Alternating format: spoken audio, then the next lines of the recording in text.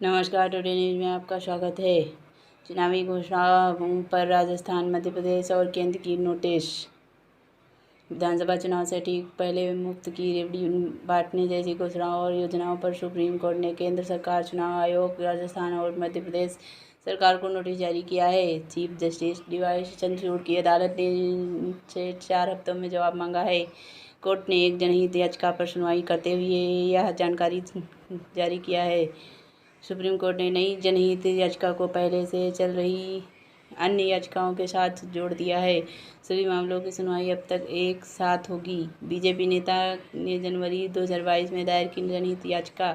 जनवरी 2022 में बीजेपी नेता सुनील उपाध्याय फ्री बीज के खिलाफ एक जनहित याचिका लेकर सुप्रीम कोर्ट पहुंचे थे। अपनी याचिका में उपाध्याय ने चुनाव के दौरान राजनीतिक पार्टियों के वोटर्स से फ्री बीज या मुफ्त उपहार के वादों पर रोक लगाने की अपील की है। इसमें मांग की गई है कि चुनावी आयोग की ऐसी पार्टियां की मान्यता रद्द करनी चाहिए। केंद्र सरकार ने सुनी से सहमत जताते हुए सुप्रीम कोर्ट से फ्री बीज की परिभाषा तय करने की अपील की है।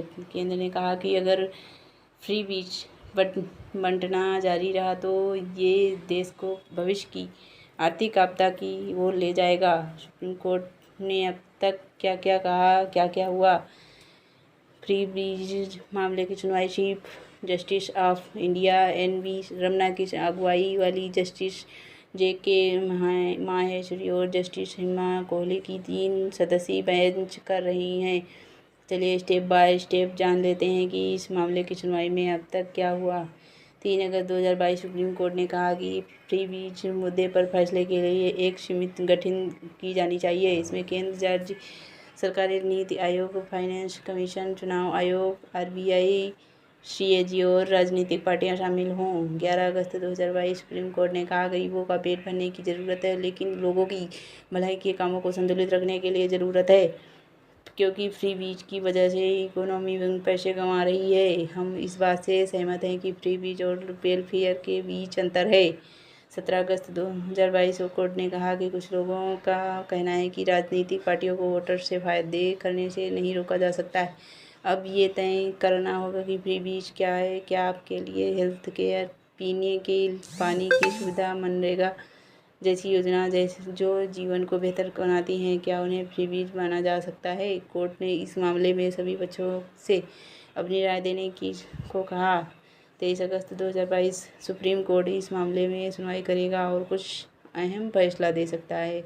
आयोग ने कहा था कि फ्री स्कीम की परिभाषा आप ही तय करें। सुप्रीम कोर्ट ने सुनवाई के दौरान 11 अगस्त को चुनाव आयोग ने कहा कि फ्री बीज पर पार्टियां क्या पॉलिसी अपनाती हैं उसे रेगुलेट करना चुनाव आयोग के अधिकार में नहीं है। चुनाव से पहले फ्री बीज का वादा करना या चुनाव के बाद उसे देना राजनीतिक पार्टियों का नीतिगत फैसला होता है। इस बारे में नियम बनाए बिना कोई कार्रवाई करना चुनाव आयोग की शक्तियों का दुरुपयोग करना होगा।